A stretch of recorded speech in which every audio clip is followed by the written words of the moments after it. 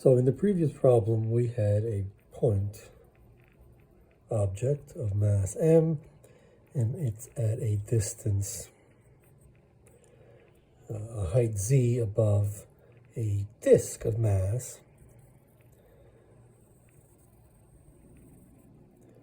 of radius r naught and mass density, surface mass density sigma m.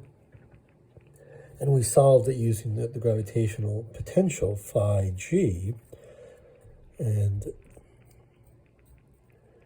phi g is equal to minus the gradient of the gravitational potential, which is just m times phi g.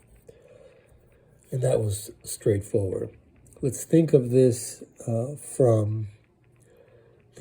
directly from the force equation, right? So the gravitational force Fg between two objects of mass m1 and m2 is g m1, m2 over the distance squared times a unit vector pointing from one object to the other. So this is what we have to build. And so given that the mass is distributed over a disk, again, we have some symmetry, but we would divide up this disk into little rings and consider the mass. So how much mass is there? Well, we already found that to be the density times the area, the infinitesimally small area there, which is 2 pi r dr, if we're using a radial coordinate r. And so we have to build, let's think of building the dfg, the gravitational force on this object due to this little ring. So it's going to be pointing downward.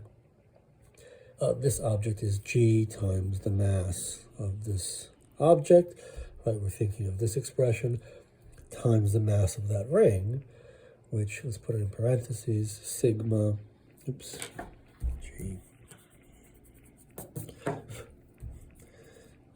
sigma m times 2 pi r dr. We have to divide by distance squared. Right, the entire ring is at a distance which is here. So Pythagoras' theorem applies. So it's an r squared plus a z squared thing. And then we need an r hat. And so we first start to realize we're in a bit of a strange situation. I guess we could realize by symmetry that only the z component matters.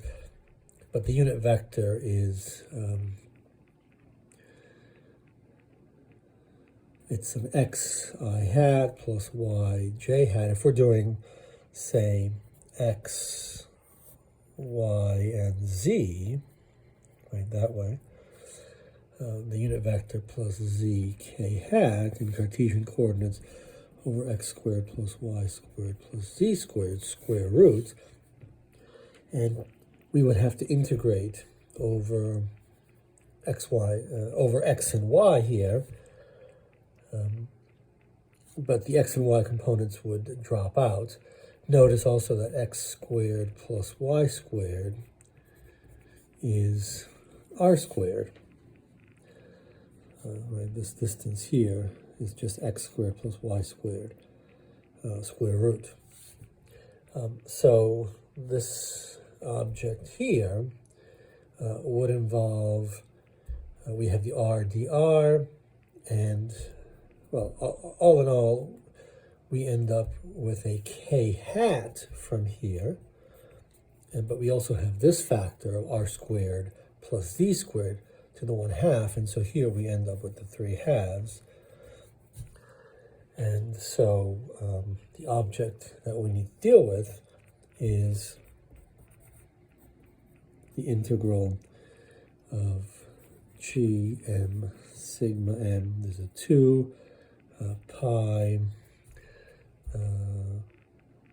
oops, I forgot the z here.